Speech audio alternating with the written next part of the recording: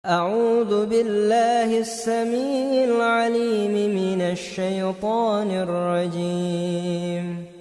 بسم الله الرحمن الرحيم. وعليكم ورحمة الله وبركاته.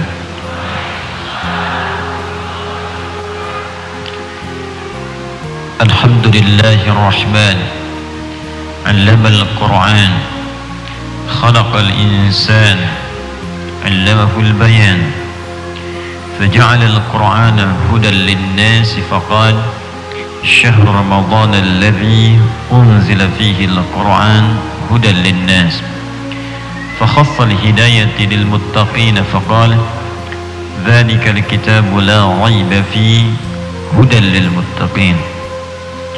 اللهم صل وسلم وبارك على رسولك الكريم النبي الأمين أرسلته رحمة للعالمين وجعلته مصدر هداية للناس كافة. وصل وسلم وبارك على سيدنا محمد وعلى آله وصحبه وأمته إلى يوم الدين. أما بعد فيا عباد الله أوصي نفسي وإياكم بتقوى الله فقد فاز المتقون فلا تموتن إلا وأنتم مسلمون. وقال تعالى يا أيها الذين آمنوا اتقوا الله حق تقاته ولا تموتن إلا وأنتم مسلمون. Hadirin sekalian, alhamdulillah kita masih diberikan oleh Allah kesempatan untuk hidup dan masih beriman sampai dengan siang hari ini kepada Allah Subhanahu wa taala. Semoga keimanan keislaman kita mampu dikuatkan oleh Allah Subhanahu wa taala dan kita jaga sampai dengan kita wafat kepada Allah. Karena itu seringkali Nabi sallallahu alaihi wasallam memberikan pembuka pada kesempatan sesi tausiah beliau ataupun sesi ta'lim beliau ataupun sesi pemberian mau'izah hasanah beliau kepada para sahabat dengan mengutip satu ayat dalam Al-Quran surah ketiga Ali Imran ayat 102 yang memberikan pesan kuat untuk menjaga takwa secara benar, karena ada orang mengaku bertakwa tapi tidak menunaikannya dengan benar. Maka turunlah surah Ali Imran surah ketiga itu ayat 102. Ya ayyuhalladzina amanu, hai semua orang yang telah mengatakan dirinya beriman, semuanya. Kalimat ya ayyuhalladzina amanu itu disebutkan 68 kali dalam Al-Quran.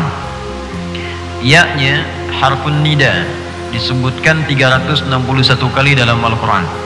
Itu linida'il qarib wal mutawassit wal ba'id, untuk memanggil orang yang jaraknya dekat, menengah ataupun jauh. Jadi kalau disandingkan dengan kalimat iman, seakan-akan Allah ingin mengatakan, hei semua pemilik iman, ada yang imannya merasa kuat sehingga dekat dengan Allah, dipanggil sholat misalnya jam 4.35, jam 3 sudah datang, ataupun orang yang imannya menengah, masih ada iman.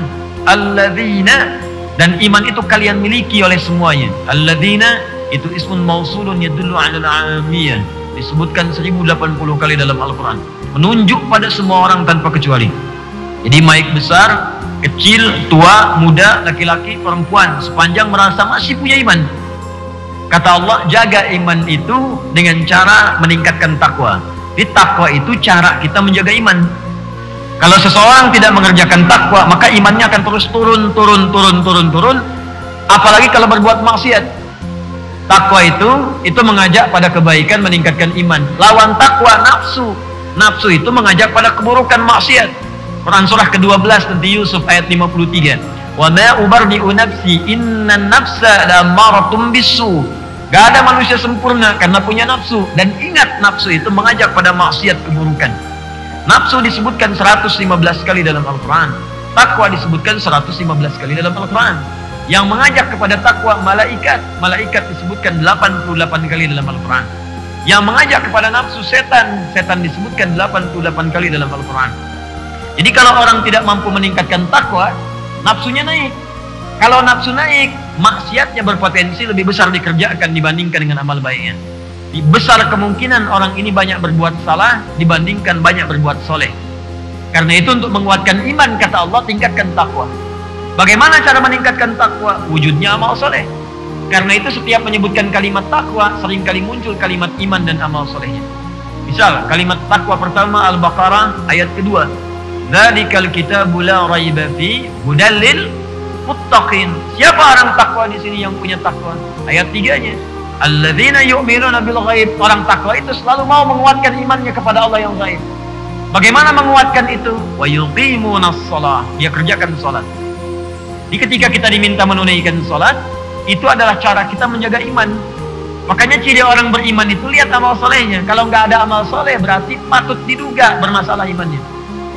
Seringkali kata iman dalam Al-Quran disandingkan dengan amal soleh. Wal 'ashr innal insana lafi khusr illa alladzina amanu wa 'amilus shalihat. Jadi iman dengan amal soleh. Jadi kalau orang beriman tidak ada amal solehnya, patut diduga ada persoalan dalam imannya. Karena itu kalau ada orang diminta menunaikan sholat, itu tanda iman. Jadi kalau masih beriman, dia buktikan lewat sholat. Jika ada yang berkata, saya beriman, bahkan nama saya namanya iman muttaqin. Tapi gak mau sholat, itu ada masalah dalam imannya. Karena itu tanda pertama sholat, itu lewat azan. Allahu Akbar, Allahu Akbar, azan. Nah azan ini panggilan sholat, itu kalau dikumandangkan Allahu Akbar, Allahu Akbar, disebutkan dalam Al-Quran surah ke-8 ayat yang kedua. Itu tanda orang beriman. Jangankan saat sholatnya, saat mendengar azannya ada getaran dalam jiwanya. Innamal mu'minuna alladzina idza dzukirallahu wajilat qulubuhum.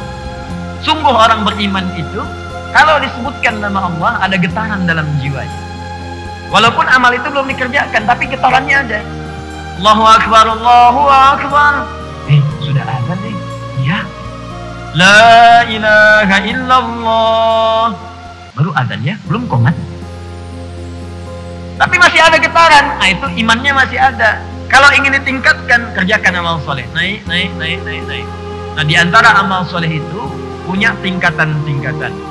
Di antara tingkatan paling tingginya adalah amal soleh yang diwujudkan dengan mempelajari Al-Quran dan mengamalkannya dalam kehidupan.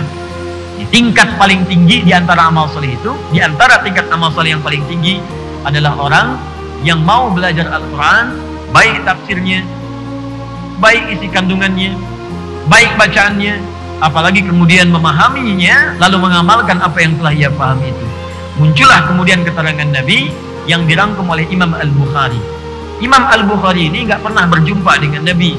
Beliau menerima hadis ini dari seorang bernama Hajjaj bin Minhal.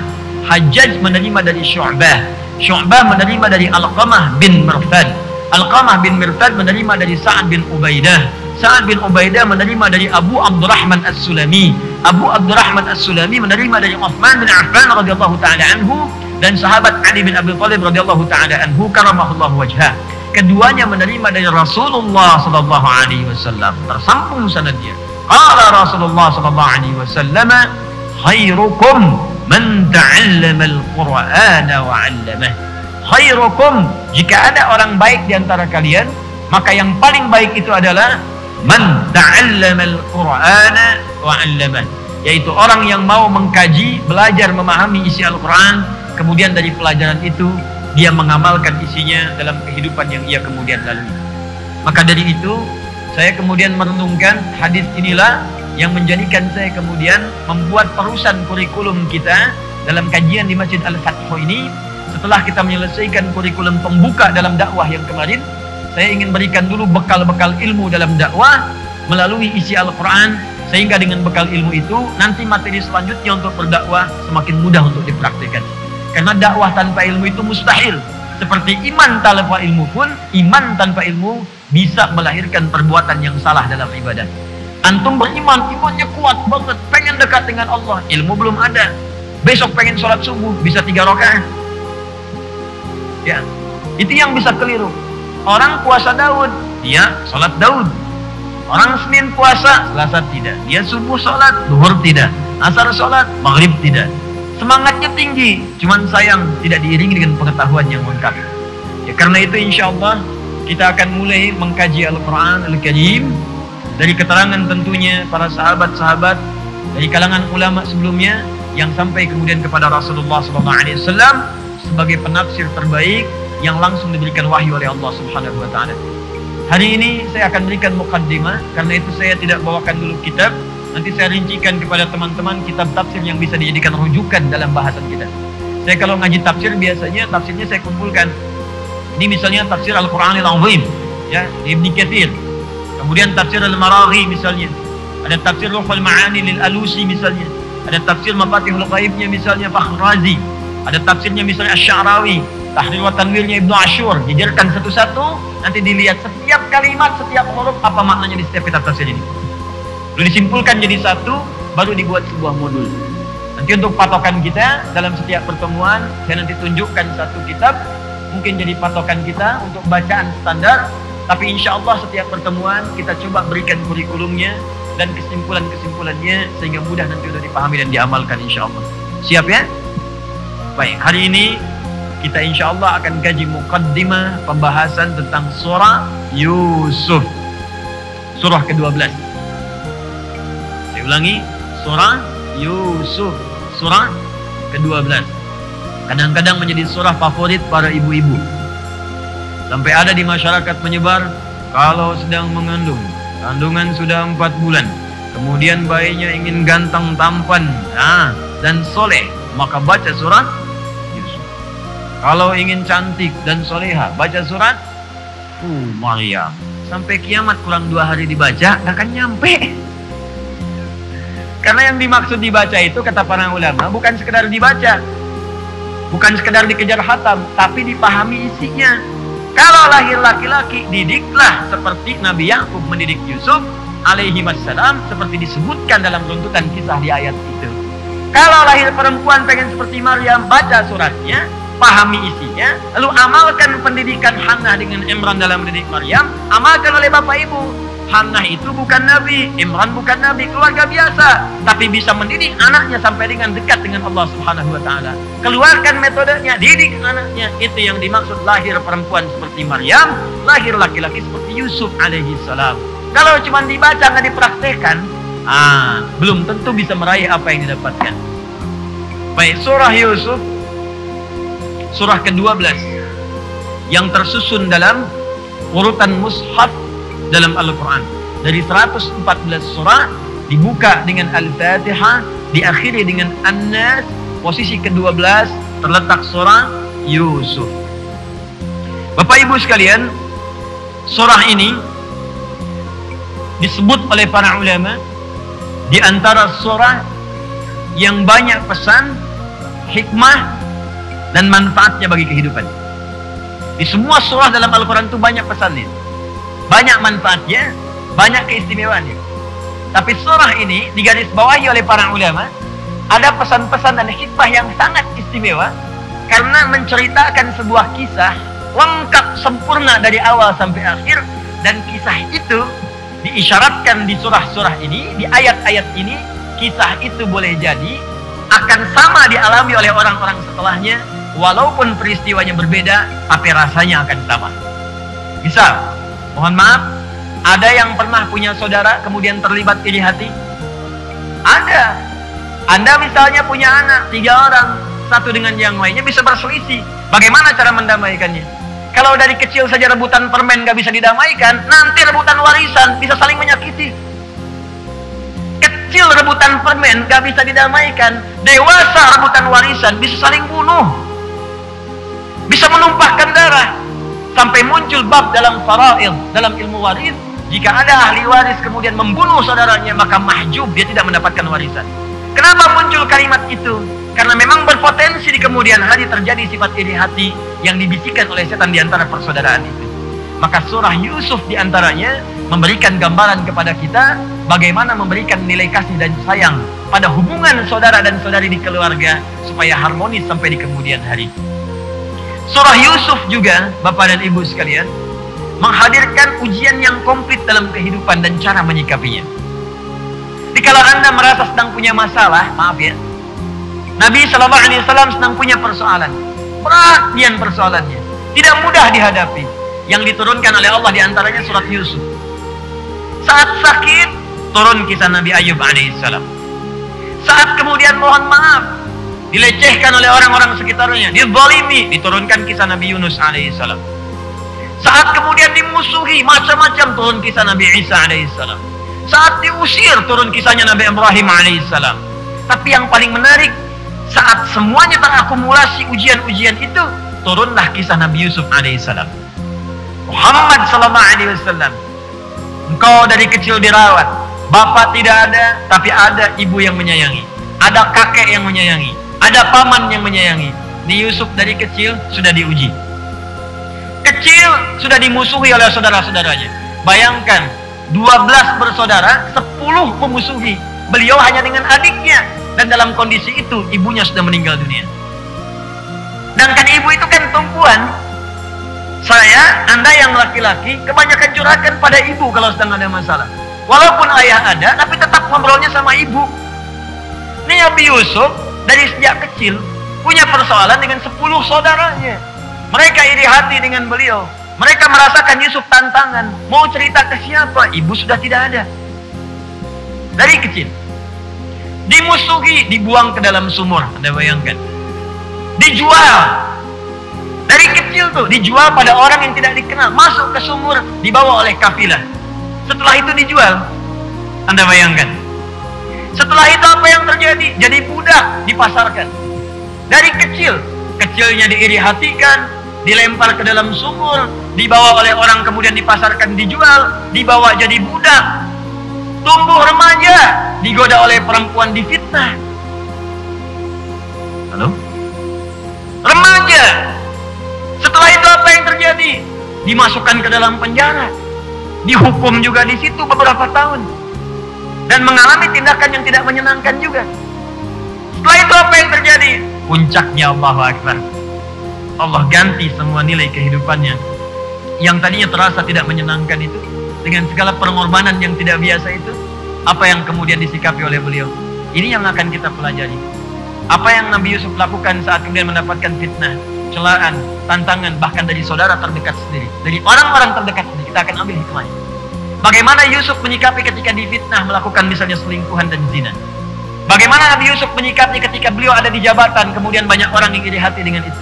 Bagaimana Nabi Yusuf menyikapi ketika beliau mulai dipercaya dan mendapatkan kedudukan. Dan puncaknya, bagaimana Nabi Yusuf menyikapi ketika beliau telah bisa mengalahkan semua kesulitan dahulu, air mata sudah hilang, dan sedang berada di puncak. Saat sedang di puncak pun, apa yang dikerjakan oleh beliau. Itu yang coba kita turunkan, karena semua persoalan yang disampaikan di surat Yusuf ini akan dialami oleh kita semua insyaAllah dalam hidup yang kita jalani. Dan itulah diantara manhaj dakwah yang disebutkan di dalam Al-Quran, yang sebagian teorinya telah kita dapatkan, tinggal realnya kemudian kita alami. Maka kita masuk ke dalamnya, surah ke-12, surah Yusuf. Kita bacakan bagian pengantar dari ayat yang pertamanya. Jadi nanti surat ini cocok untuk semua. Bapak ibu yang sudah punya anak, cara mendidik anak ada di sini. Nanti kita bahas. Maaf, kita yang milenial atau ada yang belum menikah, ada di ayat ini, cocok juga. Ya, bagaimana bergaul supaya tidak terjebak dalam pergaulan bebas. Anda yang sudah di posisi besar, ada sekretaris di kantor, hati-hati. Kebanyakan bosnya laki-laki, sekretarisnya perempuan. Lebih banyak melihat sekretaris dibandingkan dengan melihat istri di rumah, bagaimana menyikapinya. Hati-hati. Anda yang sedang punya kedudukan, bagaimana menyikapi godaan. Ada semuanya pokoknya, setiap tahapan-tahapannya itu ada. Dan kita akan bahas satu-satu dengan izin Allah Subhanahu wa Ta'ala. Ayat yang pertama, kita mulai muqaddimah pada bagian ayat yang pertama. Bismillahirrahmanirrahim. Alif Lam Ra.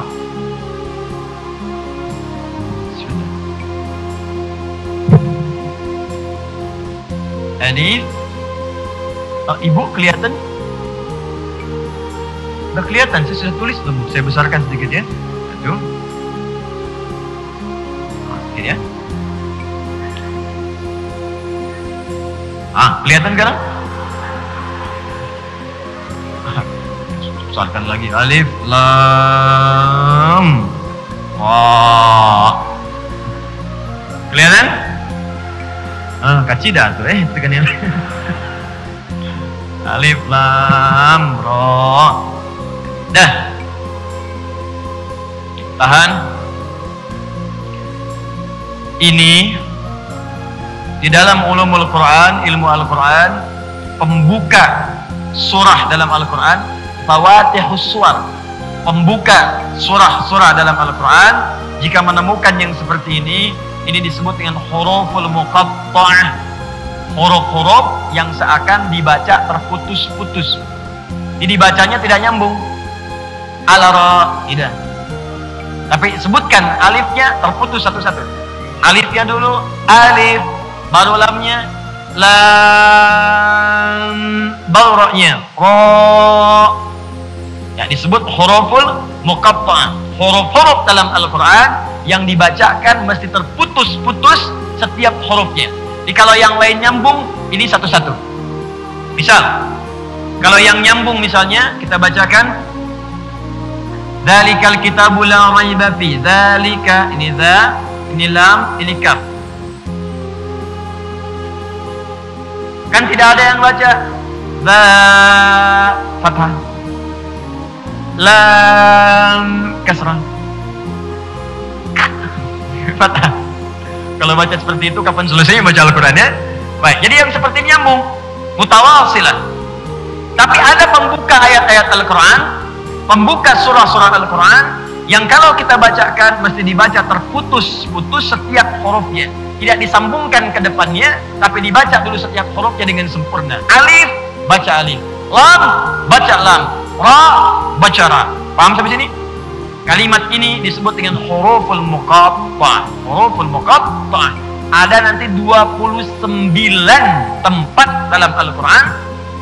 Jumlahnya 29. Yang dibuka dengan huruful muqatta'ah. Huruf-huruf yang dibaca langsung secara terputus sesuai dengan hurufnya. 29 tempat. Jumlah hurufnya ada yang cuma 1 huruf saja, 2 huruf, 3 huruf, 4 huruf, sampai 5 huruf paling banyak. Jadi 1 huruf ada. Apa contohnya? Nun, Qaf, Shad. 1 saja. Jelas? Ada yang 2. Yasin, Taha. 2. Hamim. 2. Ada yang 3. Alif, lam, mim. 3. Disebutkan 6 tempat dalam Al-Quran. Quran surah pertama Al-Baqarah, surah kedua Al-Baqarah, surah ketiga kemudian ada Ali Imran, surah ketiga Ali Imran, kemudian diteruskan Al-Ankabut 29, Ar-Rum 30, Luqman 31, As-Sajdah 32. Ada juga 3 huruf yang sekarang kita baca sekarang. Alif, lam, ra. Alif, lam, dan ra. 3 huruf. Disebutkan di 5 tempat dalam Al-Quran. Sebutkan berapa tempat? 5 tempat dalam Al-Quran. 3 berurutan, 2 juga berurutan. 3 ini surah ke-10 Yunus, surah ke-11 Hud, surah ke-12 Yusuf, surah kemudian ke-14 Ibrahim, surah ke-15 surah Al-Hijr. 5 ini diawali dengan kalimat alif, lam, kemudian ta. Ada yang 4 huruf. Alif, lam, mim, shad. Quran surah ke-7 Al-A'raf. 4 huruf. Ada yang 5 huruf. Quran surah 19. Kaf, ha, ya, ain, shad. 5 huruf. Nah, gitu cara bacanya. Dan hamim, ain, sin, qaf, ya. Jadi 1 huruf, 2 huruf, 3 huruf, 4 huruf, paling banyak berapa? 5 huruf. Nah, sekarang pertanyaannya, apa makna dari huruf-huruf ini? Kenapa dibaca beda dengan yang lainnya? Awas, karena nanti gini, ada yang tulisannya sama, tapi cara bacanya beda. Sama tulisannya, cuma cara bacanya beda. Karena itu baca Al-Quran gak bisa sendiri. Dia harus talaqi, ada guru. Gak bisa Anda lihat mushaf langsung bisa baca, belum tentu. Apalagi dulu saat tidak ada harakat. Ingat, harakat di mushaf itu baru dituliskan tahun 150 Hijrah. atas inisiatif seorang alim kabir ahli ilmu nahwi namanya Khalil bin Ahmad Al-Farahidi. Sebelumnya diinisiasikan oleh Abul Aswad Ad-Du'ali atas isyarat dari sahabat Ali bin Abi Thalib radhiyallahu taala anhu. Yang petunjuknya didapatkan dari Nabi SAW sebelum-sebelumnya. Ketika turun wahyu kata Nabi, yang bisa tulis sebagian tuliskan. Ada yang tulis kemudian di bebatuan, di tulang belulang yang sudah suci, di pohon pelepah-pelepah kurma, tuliskan. Ada Muawiyah bin Abi Sufyan, ada Ubay bin Ka'ab misalnya, ada Zaid bin Thabit, ada Ali bin Abi Thalib, dan ada banyak-banyak yang lainnya lagi. Tapi baru diberikan harakat setelahnya 150 Hijrah. Sehingga kalau dulu dituliskan begini Pak, Bu, alif, kemudian lam, kemudian mim. Baca alif, lam, mim. Tuh kan? Bukan alam. Alam nashrah laka sadrak. Alam tara kaifa fa'ala rabbuka bi ashabil fil. Bagaimana membedakan alam dengan alif lam mim? Sekarang mudah kelihatan harakatnya. Dulu bagaimana? Talaqi dengan gurunya. Jelas ya? Nah, kalau ada yang seperti ini, alam ini bukan huruful muqatta'. Tapi kalau kemudian dibaca per hurufnya di awal surah, maka ini yang disebut dengan huruful muqatta'. Apa maksud huruf muqatta'ah ini? Satu, ada pendapat di kalangan ulama, huruf-huruf muqatta'ah ini adalah singkatan dari proses turunnya wahyu. Huruf-huruf muqatta'ah ini adalah singkatan dari proses turunnya wahyu sesuai dengan jenis hurufnya. Ini pendapat pertama. Misal seperti alif lam mim atau alif lam ra. Itu ada yang mengatakan alifnya kembali kepada lafaz Allah. Allah. Lamnya kepada Jibril. Lam. Mimnya Muhammad sallallahu alaihi wasallam. Atau kalau dia ra kepada Rasul. Di alifnya dari Allah, lamnya dari malaikat Jibril, ra-nya kemudian kepada Rasul. Ini pandangan kelompok yang pertama. Ada yang mengartikan ini Allah, lamnya ke malaikat Jibril, ra-nya kepada Rasul. Dari mana taunya Rasul? Lihat di mim yang sebelumnya, Muhammad sallallahu alaihi wasallam. Ini pendapat yang pertama. Diseakan-akan ingin mengatakan semua ayat-ayat Al-Quran ini, semua firman yang sampai ke Muhammad SAW ini bukanlah kreasi Nabi Muhammad, tapi semua ayatnya bersumber dari Allah Subhanahu wa Ta'ala. Ini firman Allah yang disampaikan melalui malaikat Jibril, diteruskanlah kepada Rasulullah Muhammad SAW. Ini pendapat kalangan ulama tafsir yang pertama. Jika Bapak Ibu ngaji tafsir di kitab-kitab manapun yang sifat kitabnya komplit, ini pasti pendapat pertama ini disebutkan. Silakan ngaji misalnya kitab tafsir ya, yang komplit disebutkan. Ibnu Katsir kah, Al-Qurtubi kah, Ruhul Ma'ani kah, Mafatihul Ghaib kah, pendapat pertama ini akan disebutkan.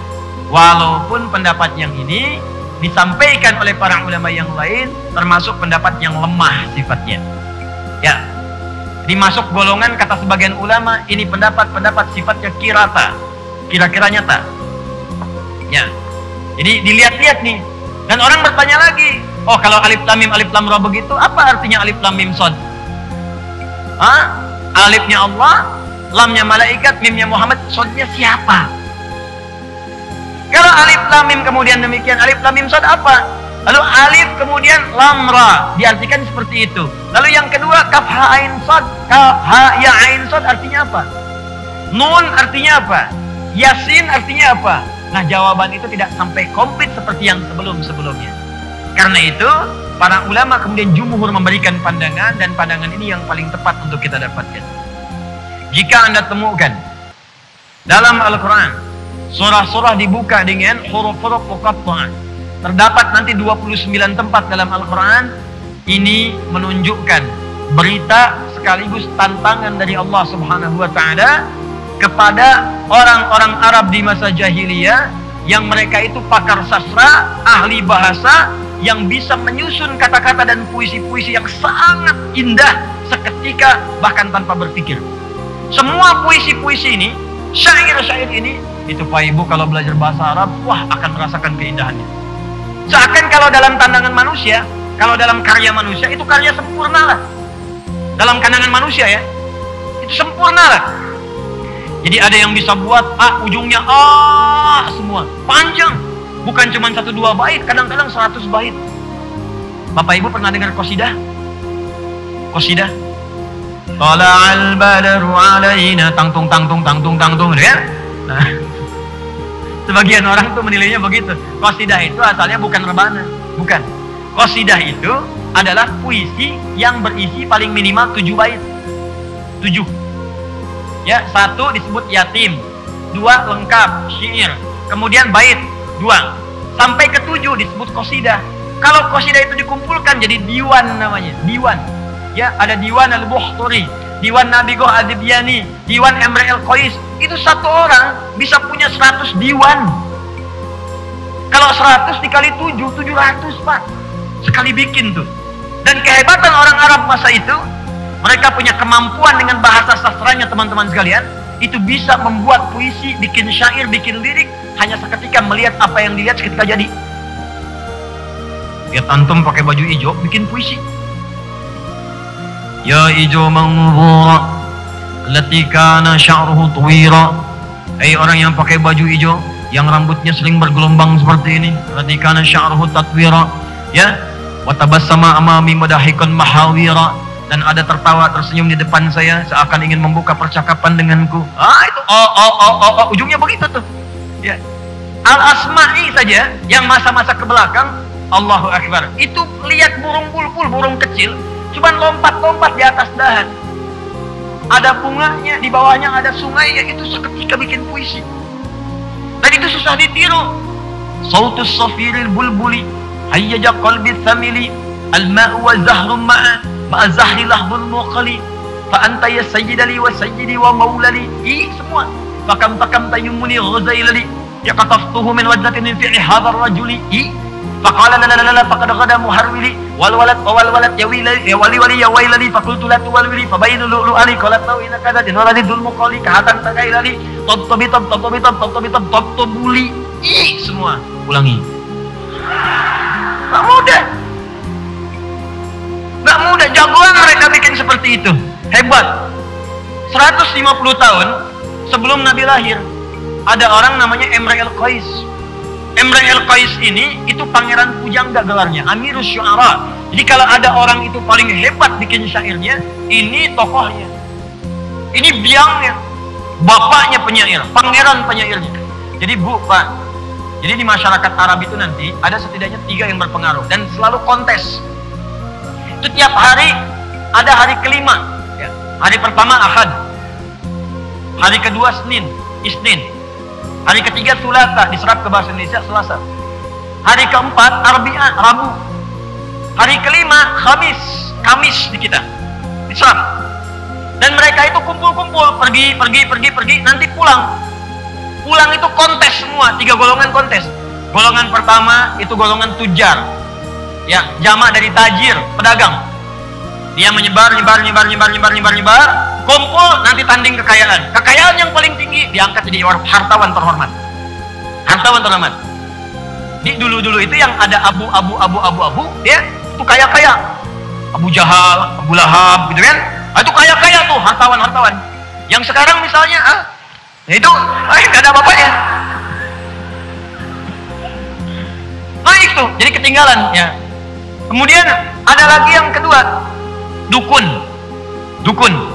kahin, sahir, tukang sihir, dukun. Itu pun kontes. Bayangkan 5 hari merenung, cari jimat, bikin. Jadi nanti kumpul tuh di hari yang ke-6. Siapa yang paling dahsyat jimatnya, itu yang kemudian jadi acuan. Bahkan kalau orang mau kerja, lapor dulu ke dukun itu. Nanti ada yang lemparkan semacam dadu, ada yang terbangkan burung terbang, ya, burung kemudian balik lagi, aman Pak, silahkan transaksi, silahkan niaga, silahkan berkelana, silakan. Lewati lembah, ya, lewati gunung, silakan. Terus balik lagi, selamat. Tapi kalau burungnya pergi, nggak balik lagi, jangan Pak, ini hari sial. Jangankan Bapak, burung aja nggak balik lagi. Namanya tatayur, dukun. Yang ketiga, ini syair. Syair, jamaknya syuara. Ini pun jadi kalangan yang terhormat di kalangan jahiliyah. Hati-hati sampai nanti turun surahnya menyebut kebiasaan mereka, surah ke-26. Syuara ini semua kontes Pak Bu. Setiap hari Ahad sampai hari Kamis mereka kumpul nyari-nyari ke lembah, naik ke bukit, cuman cari inspirasi untuk bikin lirik. Ketiga. Nanti kalau udah kumpul, hari yang ke-6 mereka akan berkumpul di pusat-pusat hiburan. Aswaq, jama dari suq, pasar. Suq Dumatil Jandal, suq Iqab, kumpul. Puncaknya akan berdiri kemudian di satu bukit dekat Ka'bah. Yang bukit ini sekarang disebut dengan Jabal Qubais, yang ada bangunan di atasnya, bangunan istana, ya. Jadi kalau saya sering contohkan, di sini ada Zam-Zam, di sini Bukit Safa, di jalan sedikit ada merpati-merpati, ini ada bukit nih. Sekarang sudah agak landai, dulu tinggi sekali begini. Di atas ini ada bangunan istana seperti ini. Ini Masjidil Haram. Di Ka'bah di sini. Ya, Anda lewat sini masuk. Nah, ini di sini ada pos security. Satu orang penjaga CCTV ke sini, warna putih. Kipas angin di atas sampai sini itu ada 35 kipas angin. Pintu 26, pintu 27, Babun Nabi, Babu Salam. Ini masa jahiliyah, orang sering kontes di sini. Di penyair kontes. Nanti yang paling juara, yang syairnya paling hebat, itu akan dibuatkan, dituliskan dengan tinta emas di sebuah kain. Kain itu kemudian akan ditempelkan di Ka'bah, disebut dengan mu'allaqat namanya, yang ditempelkan di Ka'bah. Nanti datang masa Islam, kain itu digantilah dengan kain kiswah, dituliskan diganti dengan ayat Al-Quran. Itu sejarah asal mulanya kiswah diganti kemudian dengan ayat-ayat Al-Quran. Asalnya syair, disebut dengan mu'allaqat. Jadi ada 7 yang terbaik. Boleh syairnya ditulis dengan tinta emas, ditempelkan kemudian di kain, dilingkarkan ke Ka'bah. Maka disebut dengan mu'allaqatus sab'ah. Di situ ada kemudian, misal Imrul Qais. Rumusnya tawil. Tawilun lahu dunal bukhuri fadailu, fa'ulun mafailu. Kifa nabki min dzikra habibin wa manzili, bisaktili wa bainad dakhuli fahawmali. Imrul Qais lewat di sebuah bukit. Tiba-tiba ada lelaki anak muda yang sedang merenung. Ternyata dia baru diputuskan oleh kekasihnya. Lalu dia katakan, "Kifa nabki min dzikra habibin wa manzili, bisaktili wa bainad dakhuli fahawmali." Duhai anak muda yang sedang merenung, yang memikirkan tempat pertemuan dengan kekasihnya, ayo move on, jangan banyak melamun seperti itu. Tidak ada. Jadi kalau anak muda sekarang cuma boncengan, ya putus cinta bikin status, nikah juga belum, maaf, dah keduluan zaman jahiliyah. Zaman jahiliyah, bahkan jahiliyahnya banget, karena 150 tahun sebelum lahir Nabi. Jadi zaman jahiliyah 150 tahun sebelumnya. Kebayang nggak? Ini jahiliyah nih. Lahir Nabi 150 tahun sebelum jahiliyah, jahiliyah banget. Jadi kalau ada yang nggak bisa move on, nggak bisa mendekat kepada Allah, hanya kalah oleh situasi yang kecil-kecil, kasih tahu jahiliyah. Udah keduluan. Itu kebiasaan mereka tuh, bikin. Lalu teman-teman sekalian, apa yang terjadi? Karena mereka merasa hebat, ya, dengan syairnya, merasa hebat dengan sastranya, maka diturunkanlah oleh Allah Al-Quran dengan bahasa-bahasa yang sangat indah, dengan berita-berita yang sangat nyata, dan Allah tantang kepada mereka, katanya suka bikin syair, katanya hebat, katanya bagus, kalau bisa bikinlah seperti Quran ini, yang bahkan ayat-ayatnya disusun dari huruf-huruf yang biasa kalian buat untuk membuat syair itu. Bukankah mereka membuat syair dengan bahasa mereka? Ada yang dari alif, ada dari lam, ada dari mim, ada dari ra. Nanti kalau Anda belajar kaidah bahasa Arab, belajar qasidah, ada misalnya lamia, qasidah yang diakhiri dengan huruf lam semuanya. Ada yang hurufnya ra, semua ujungnya ra. Ada yang hurufnya ba semua. Ada 16 rumus disebut dengan bahar namanya. Bahar. Ilmunya disebut ilmu arud. 16. Tawil, rajas. Tawil yang tadi, rajas. Mustafilun. Madid, mufa'alatun fa'ilatun fa'ilatun. Mufa'alatun fa'ilatun fa'ilatun. 16 rumus. Kata Allah, pakai rumus-rumus kalian. bikin semisal Al-Quran. Kalian tuduh Muhammad SAW pencipta Quran, pembuat Quran, penyair, tukang sihir. Sekarang buktikan di hadapanku, kata Allah. Saya menantang kalian semua. Kalau perlu, dukun-dukun yang minta bantuan jin, mintakan bantuan kepada jin, bikin seperti Al-Quran. Al-Quran saya firmankan dari bahasa-bahasa yang kalian bikin syair-syair kalian dari alif sampai dengan ya itu. Alif, lam, ra. Saya perkenalkan. Nih, ada alif, ada lam, ada ra. Kalau mampu, bikin seperti apa yang akan saya sampaikan ini. Jelas? Jadi ayat-ayat Al-Quran, surah-surahnya sering dibuka dengan huruf muqatta'ah untuk menyadarkan orang-orang Arab bahwa nih, ada firman yang suci, ada kalimat-kalimat yang bukan dibuat oleh manusia. Sebab kalau Al-Quran ini dibuat oleh syair, orang yang bisa puisi, maka rumusnya tidak akan keluar dari 16 rumus itu. Akan sama formulasinya. Sama, Pak. Kayak Bapak misalnya pernah dengar orang musik. Itu musik itu asalnya dari sini, Pak. Notasi-notasinya. Dari sini asalnya. Mustafilun, dibawa sampai do, re, mi, fa, sol, la, si, do. Itu ditemukan oleh orang Islam dulu. Dal, ra, mim, fa, sol, lam. Ya. Sod, dal. Do, re, mi, fa, sol, la, si, do. Itu asalnya orang Muslim Persia dulu. Dibawa ke Eropa. Jadi notasi. C, D, F, G, A, B, C, D, A, B, K, D, F, G, D, F, G, A, B, C, D, A, B, C, D, F, G, A, F, G, A, B, C, D, E, B, C, D, E, F, G, A, B, F, G, A, B, C, D, A, B, C, A, B, G, A, B, C. Kunci A, kunci D, kunci E, kunci F, judi, peng. Nah, tuh. Dari situ. Udah ada patokannya. Saya senang baca, saya senang belajar. Kalau itu saya nggak bisa. Suruh main piano nggak bisa saya, karena itu memang bukan bidang saya dan saya nggak terlalu suka. Kalau saya sudah senang Al-Quran, yang itu saya nggak suka. Gitar saya nggak tahu, saya nggak ngerti. Cuman kalau notasi apa saya baca, saya hafalin. Saya tahu asalnya dari mana, kapan dibawanya, siapa yang rumuskannya. Sama saja dari rumus-rumus awal. Cuman Allah tantang, katanya hebat bikin semisal Quran. Kan sama, alif ada alif, lam ada lam, nggak akan bisa. Allah turunkan misal contoh surat Ad-Duha, semua sama.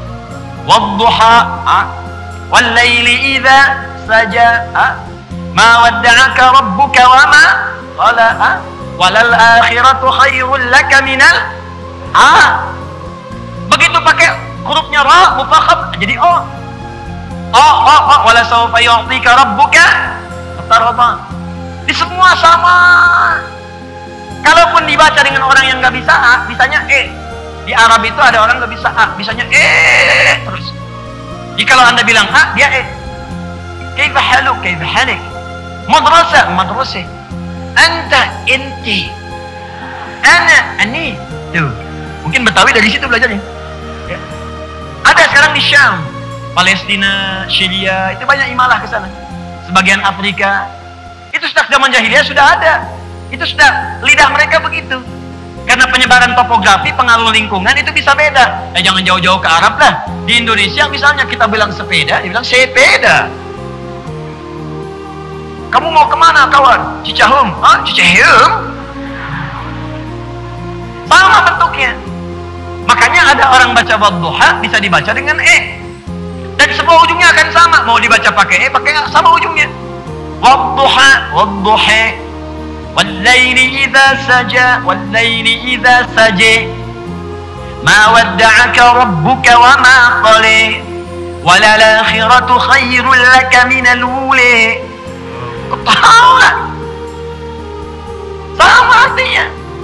Kenapa? Karena kita nggak biasa baca. Bacanya a.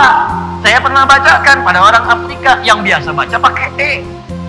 Dia pakai e, saya baca pakai a. Wadduha. Sama kayak itu tuh. Betul. Ya, jadi sama aja kan, kita juga kedengaran kalau kita bilang sepeda, teman kita bilang sepeda. Senyum kita kan, padahal bendanya sama kan? Dan dahsyatnya Al-Quran, dia tidak mengikuti formula yang tadi disebutkan. Nggak ada CDF, nggak ABC, nggak ada towil, nggak ada rojas, nggak ada madid. Makanya bingung nih orang. Semua nggak ada yang bisa. Dan kalaupun ada yang coba menyusunnya, nggak akan mampu. Dulu Musailamah Al-Kadzdzab pengen coba ikutan. Maaf ya, turun surah Al-Fil. Alam tara kaifa fa'ala rabbuka bi ashabil fil. Dia bikin surat dengan nama yang sama, Al-Fil.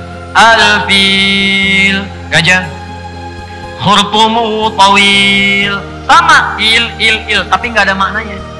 Al-fil, gajah. Khurtumuhu tawil, belalainya panjang. Cuman nyipati gajah aja nggak ada maknanya. Al-Quran beda. Alif lam ra. Kata Allah, perhatikan. Saya turunkan Al-Quran ini dibuka dengan huruf-huruf muqatta'ah. Saya tantang kepada siapapun, kata Allah, yang merasa meragukan isi Al-Quran. Ada yang mengatakan Al-Quran karya Muhammad SAW. Ada yang mengatakan Al-Quran itu produk manusia. Ada yang mengatakan Al-Quran itu produk budaya. Jadi kalau sekarang masih ada yang berkata begitu, warisan dari orientalis, katakan pada mereka, ente telat. Katakan pada orang-orang liberal yang selalu kemudian membuka tulisan mereka, yang kemudian membuka retorika mereka dengan mengatakan Quran itu produk budaya. Budaya di masa Nabi yang bisa disesuaikan kekinian. Sampaikan, ente telat, keduluan Abu Jahal, keduluan Abu Lahab, keduluan yang dulu-dulu. Dan mereka ditantang untuk membuat seperti itu. Kalau produk budaya, berarti manusia itu bisa membuat. Ini teman-teman sekalian, maaf ya, maaf, kursi nih, ini budaya nih, produk. Kalau manusia bisa bikin, manusia lain bisa bikin. Ini meja nih, produk budaya, manusia bikin, yang lain bisa bikin. Bahkan variasinya bisa banyak. Ini dari triplek, ada yang dari kayu, ada yang dari besi, ada yang dari bahkan dari perak, dari macam-macam tembaga. Bikin meja, gelas, ada yang bening, ada yang dihiasi kuningan, ada yang dihiasi tembaga, hiasi macam-macam budaya. Tuh.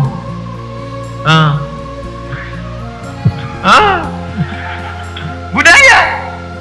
Jadi kalau produk manusia semua bisa bikin. Tapi kalau itu bukan produk manusia, apalagi firman Allah, Quran bukan makhluk ya. Makhluk saja kalau dicipta oleh Allah, gak akan mungkin manusia bisa bikin. Ciptaan Allah tuh gak ada yang nandingi, laisa kamitslihi syai'. Gak usah manusia lah, nyamuk aja. Nyamuk tuh kan kecil. Yang nyiptakan Allah, manusia bisa gak bikin kayak nyamuk? Robot nyamuk. Nyamuk beneran, belum dipegang, lompat, terbang. Robot ciptaan manusia, robot nyamuk. Baru mau dipukul dan gak bisa terbang. Gerak juga tidak. Jadi akan selalu berbeda antara ciptaan Allah dengan ciptaan manusia. Apalagi firman Al-Quran itu bukan makhluk. Al-Quran firman Allah. Sudah pasti gak akan bisa disaingi manusia. Di cara berpikirnya begitu. Kalau ada yang mengatakan Al-Quran itu produk budaya, Al-Quran itu produk yang ada pada masa itu, bisa disesuaikan. Ente cara berpikirnya telat. Kalau produk budaya, semua orang bisa bikin. Ditantang oleh Allah, kalau bisa bikin seperti ini. Kalau perlu kumpulkan jin yang biasa menemani engkau. Jin aja nggak mampu. Wah, jin itu kekuatannya bisa lebih hebat daripada manusia. Jin bisa lihat manusia, manusia nggak bisa lihat jin. Jin bisa lihat jun, jun nggak bisa lihat jin. Cuman saya pengen ngasih tahu aja, jin aja nyerah. Inna sami'na Qur'anan ajaba yahdi ila rusyd fa'amanna bi. Aduh, kami mendengar Al-Quran ini begitu mengagumkan. Kami nggak bisa menyaingi, bikin nggak bisa, menyerupai nggak bisa. Yang kami pilih beriman aja deh. Jin aja mendengar Al-Quran bisa beriman. Antum yang bukan jin dikasih Qurannya, masa nggak iman? Jin, Pak. Halo, jin. Dengar Quran, beriman. Yahdi ila rusydi. Ini Quran ini nunjukkan kita pada yang benar, kata jin. Yuk kita iman, aman Nabi. Kita iman nih semua sama Quran. Jin, bayangkan. Manusia dikasih langsung mushafnya, ada Qurannya, baca bisa tiap hari. Gak iman juga, tentu ingun. Keterlaluan. Dia ada yang salah dalam dirinya. Apalagi ketika dia mengatakan ini produk manusia, produk budaya, bisa kita robah tuh isi otakmu ya. Pasti ada yang salah. Jelas ya? Jadi kalau ada kalimat alif lam ra, alif lam mim, nun, yasin, thaha, ini artinya ada yang penting di ayat-ayat setelahnya yang ingin disampaikan, sampai Allah berani menantang sebelum ayat itu disampaikan. Hei, jangan ragukan nih apa yang mau saya sampaikan. Saya mau menyampaikan berita penting. Kalau masih ragu juga, bikin seperti apa yang mau saya sampaikan. Jadi kenapa dibuka dengan alif lam ra? Hikmah keduanya, jika ada ayat Al-Quran dimulai dengan huruful muqatta'ah, ini artinya ayat-ayat setelahnya berisi informasi yang penting, yang sangat bermanfaat, yang tidak boleh kita kemudian abaikan walau sekedar diragukan. Jadi meragukan saja tidak boleh, apalagi kemudian kita tidak menyimak dengan baik atas apa yang akan disampaikan. Kalau kita mau ragu saja, kata Allah, kalau kamu ragu, bikin aja seperti apa yang saya buat. Ya. Wa in kuntum fi raibin mimma nazzalna ala abdina fa'tu bi suratin min wad'u syuhada'akum. Terus min dunillahi in kuntum shadiq. Kalau ragu, bikin semisal itu. Makanya kalimat pertama huruf muqatta'ah dalam Al-Quran itu kemudian disandingkan dengan kalimat mesti yakin jangan ragu.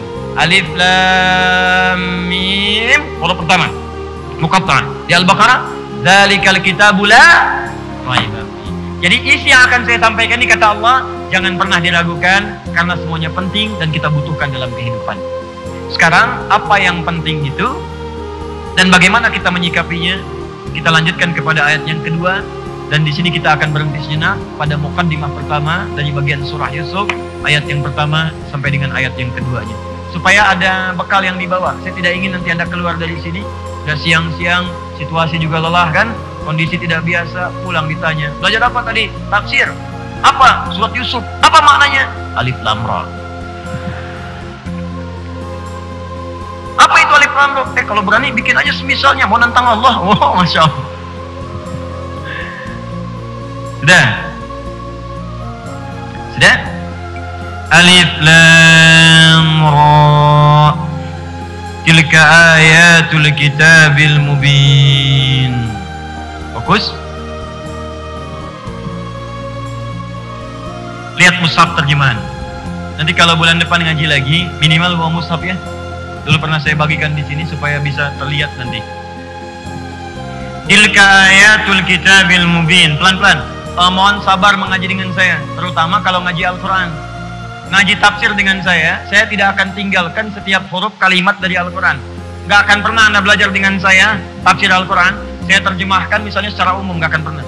Saya akan bahas setiap kalimatnya, hurufnya, bahkan harokatnya kalau itu ada. Jadi mungkin kita bahas ini, maaf, boleh jadi mungkin selesai dalam setahun, mungkin 2 ayat, 3 ayat, mungkin saja. Sabar.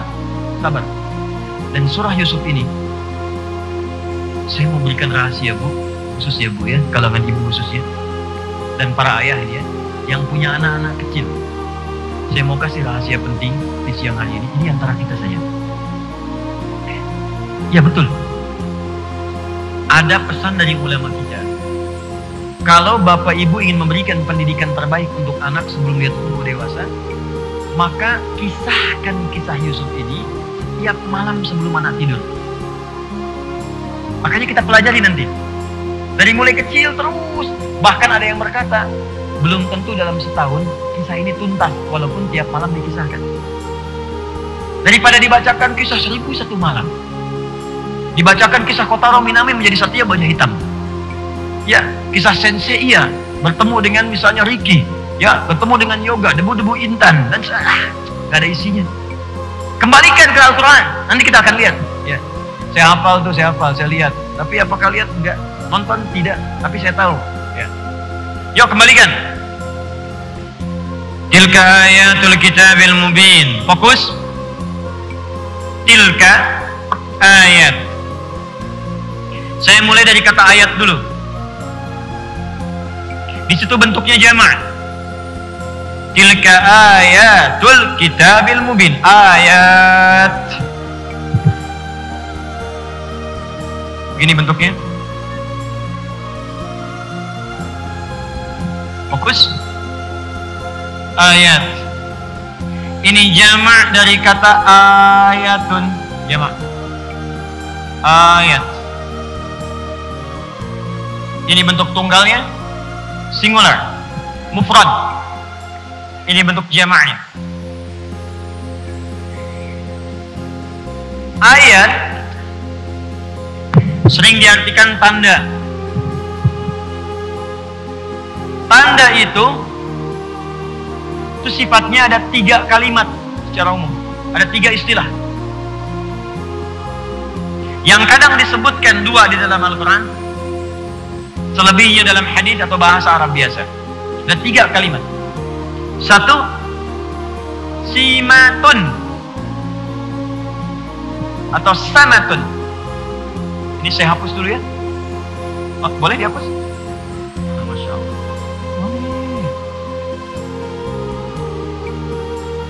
Mantap teman. Diangkat pun, datang sendiri, akan sendiri, nulis sendiri, hapus sendiri. Jemaah cuma ngeliat, mendengar, masuk surga. Masya Allah. Ya Allah. Fokus. Satu, simatun, sin, mim, ta. Gini.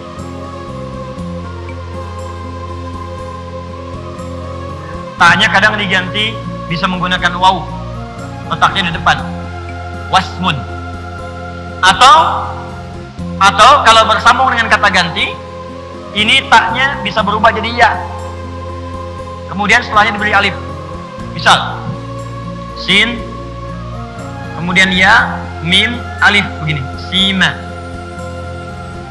Disambungkan dengan kata ganti, misal hum. Hum. Simahum, tanda-tanda mereka. Kita dari Quran surat ke-48 ayat 29. Simahum fi wujuhihim min atharis sujud. Mana Qurannya? Muhammadur Rasulullah walladzina ma'ahu asyidda'u 'alal kuffar ruhama'u bainahum tarahum ruk'an sujjada yabtaghuna fadlan min Allah wa ridwana simahum fi wujuhihim min atharis sujud. Simat, tanda. Asalnya simatun. Apa simah itu? Artinya tanda yang menunjukkan kepemilikan. Tanda yang menunjukkan kepemilikan. Kalau di Arab itu misal, ini mau Idul Adha nih, Anda beli sapi, Anda beli kambing, atau orang Arab beli unta, maka dia akan tuliskan tanda di unta itu. Bisa dengan cap misalnya, bisa dengan tulisan tertentu. Nah itu tanda itu disebut simah namanya. Simatun. Jadi kalau Anda lihat, Anda bikin tanda misalnya ya, nama Anda Asep, ya, Asep, beli kambing, Anda tandai misalnya pakai huruf A di tubuhnya, A kemudian P kecil. Jadi ketika Anda lihat kambing itu, Anda bisa katakan ini punya saya. Ini orang Arab mengatakan tilka simatuha, itu tanda kambing dia. Jelas ya? Dalam Al-Quran, pemilik tanda sujud di wajahnya yang sangat dekat dengan Allah, ada orang rajin sholat, saking rajinnya sholat, disebutkan orang ini punya kedekatan dengan Allah yang luar biasa. Apa tandanya? Nampak di wajahnya. Simahum fi wujuhihim min atharis sujud. Ada orang saking dekatnya dengan Allah, dan orang ini hati-hati. Dia itu kalau dia berangan-angan, menginginkan sesuatu misalnya, bukan angan-angan dalam pengertian negatif, khayal, bukan. Dia ingin sesuatu, ini orang belum mengangkat tangan, sudah dikabulkan oleh Allah Subhanahu wa Ta'ala. Firasatnya kuat. Anda nggak bisa berdusta di belakangnya karena dekatnya dengan Allah. Firasatnya kuat.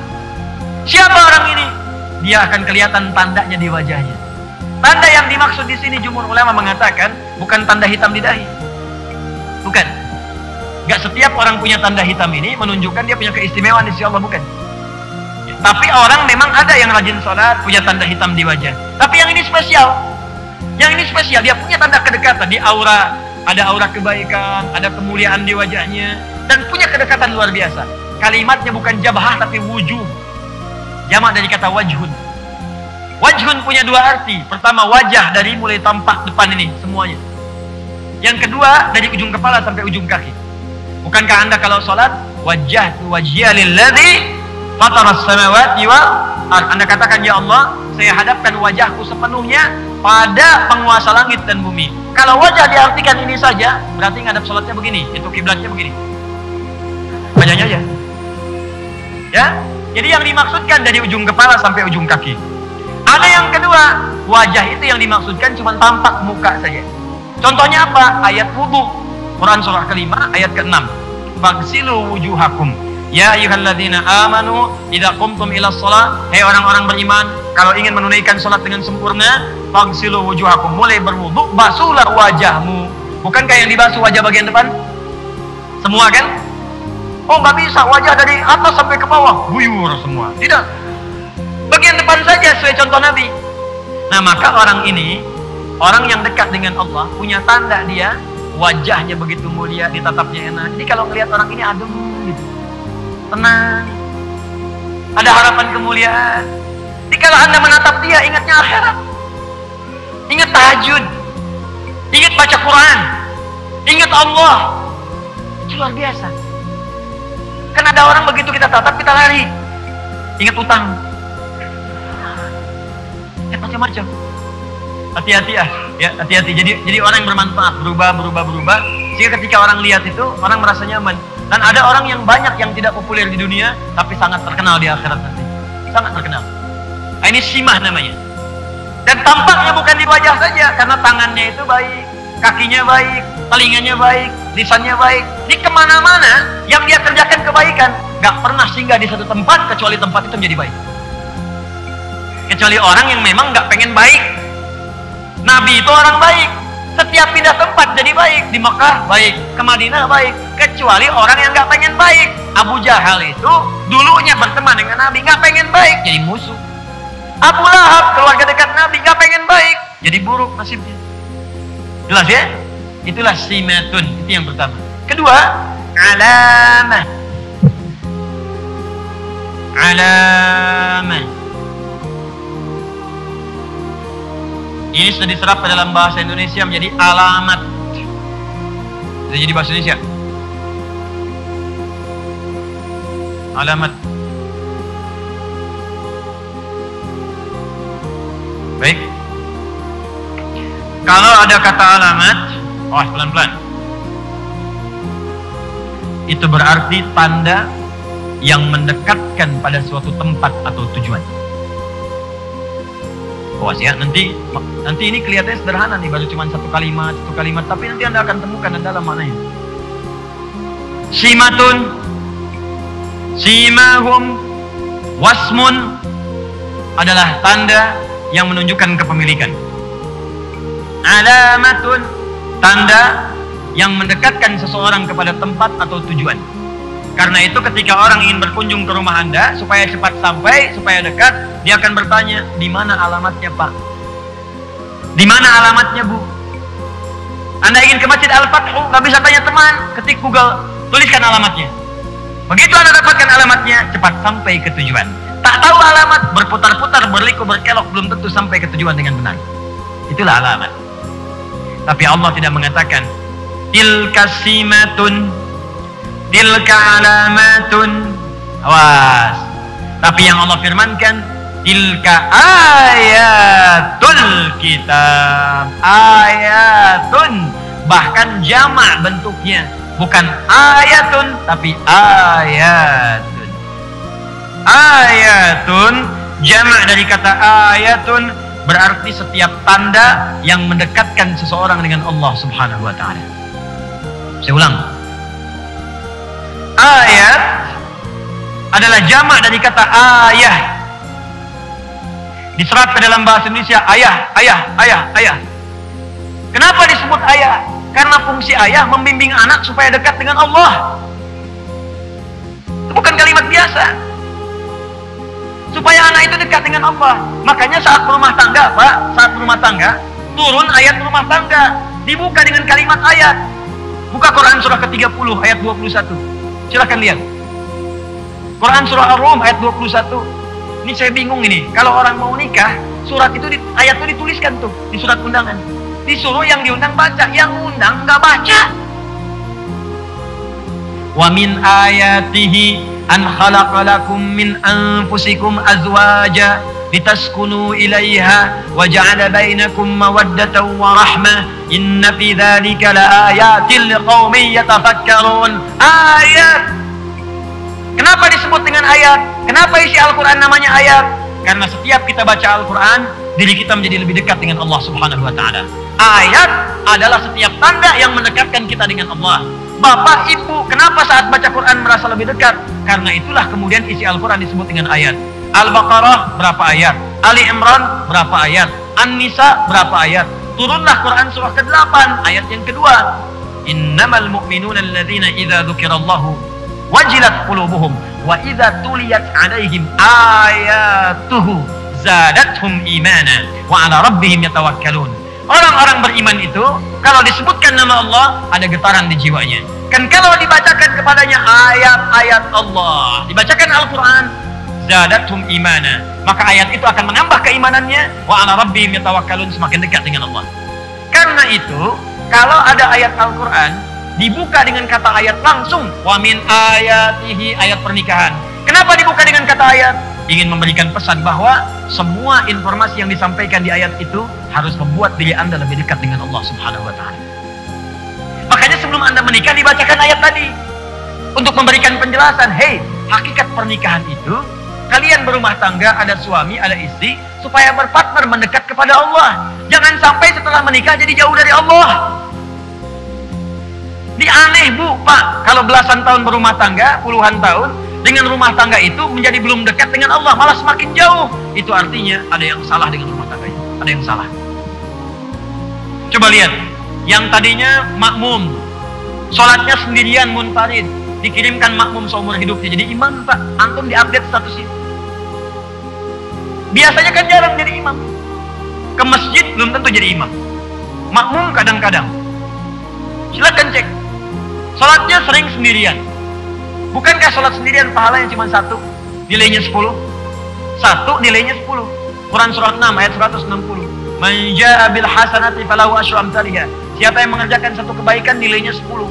Sholat disebut hasanah. Quran surah 11 ayat 114. Aqimis sholata tarafain nahar wa zulatan minal lail innal hasanati yudhibnas sayyi'at. Tunaikan sholat dari mulai siang sampai malam, itulah hasanat. Sekali sholat dapat 10.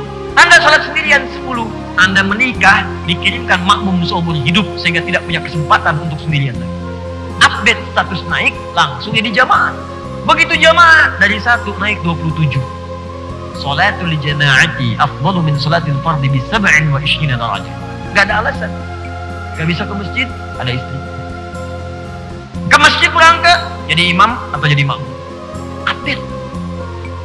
Jadi kalau ada orang berumah tangga nggak mendekatkan dia dengan Allah, pasti ada yang salah di rumah tangganya. Bahkan ketika ada anak dipanggil ayah. Kalau mau dikaitkan dengan bahasa Arab tadi, ayah dari kata ayat. Anda akan dihisab nanti. Makanya disebut ayah dari kata ayat kalau mau disandingkan kalimatnya. Kalau mau dicari sampai keterkaitannya, ayatun, taknya nggak bunyi, ayah. Madrasatun, madrasah. Jadi kalau tak dibaca di akhir jadi ha. Ayatun, ayah. Kalau mau diambil kalimat itu, artinya apa? Setiap ayah akan dihisab oleh Allah tentang kedekatan anak-anaknya dengan Allah Subhanahu wa Ta'ala. Makanya di Quran, sesibuk apapun para ayah itu selalu ditampilkan dekat dengan anaknya untuk membimbing dia ibadah. Coba saya tanya pada Anda ya, di surat Luqman, yang nasehatin anak dekat dengan Allah, ibunya atau bapaknya? Bapaknya. Idh qala Luqmanu libnihi. Ketika Luqman bapaknya mendekatkan diri kepada Allah melalui anaknya. Nah, jangan musyrik, la tusyrik billah. Ya bunayya aqimis shalah. Nah, ayo salat yuk. Yang ngajak salat bapaknya. Yang menjaga tauhid itu bapaknya. Yang ngajak ke taklim bapaknya. Jadi sesibuk apapun Anda dalam mencari nafkah, jangan lupa harta terbesar itu ada di rumah. Jangan sampai Anda jadi harta keluar, yang di rumah dilupakan. Nunggu. Nabi Ibrahim coba. Nabi Khalilullah dekat dengan Allah, tapi ke anak masih ada perhatian. Ya bunayya.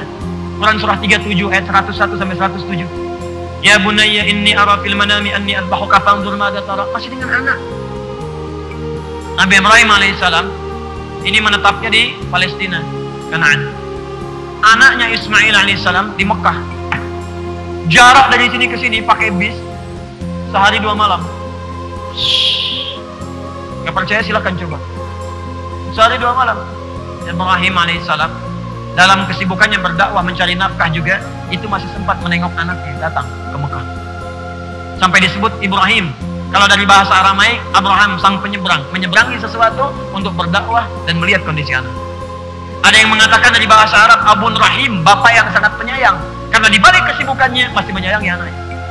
Makanya ketika bapaknya ini punya beban pekerjaan, anaknya merasakan.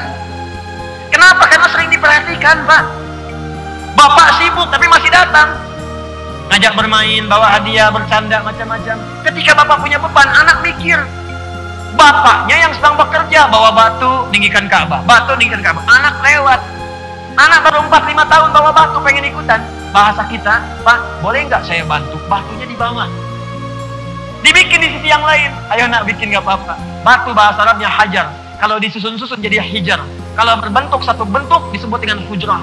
Sampai sekarang, bagian Ka'bah ada yang disebut dengan Hijar Ismail. Diabadikan kisahnya surah kedua, ayat 127. Bapak mimpi tadi malam, nak. Bapak mimpi nyembelih kamu. Apa jawab anaknya? Pak, Bapak Nabi, Bapak Rasul, itu mimpi pasti benar. Sekarang kerjain, Pak. Jangan ditunda, insya Allah saya sabar. Sekarang kerjain. Kenapa ada kalimat itu dari anak? Karena Bapak memberikan 100% jiwa raganya untuk anaknya. Sekarang pulang ke rumah, cek. Demi Allah saya katakan, kasih tahu aja. Nah, yang saya, ya Pak, tadi di Masjid Al-Fathu, tiba-tiba ada seakan perintah kepada Bapak untuk nyembelih kamu.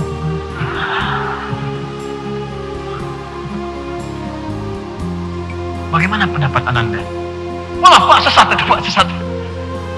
Bid'ah. Lari dia. Atau jangan yang tinggi-tinggi lah. Ibu sedang nyapu, kelihatan anak dibantu enggak? Kan ibu yang ngandung dia. Ibu yang memberikan ASI-nya. Ibu yang kadang-kadang menangis untuk merawatnya. Tapi begitu ibu cuma pegang sapu, dibantu enggak? Jangan-jangan ibu yang nyapu, dia yang perintahin, Bu. Mah, lu paling dia dacan.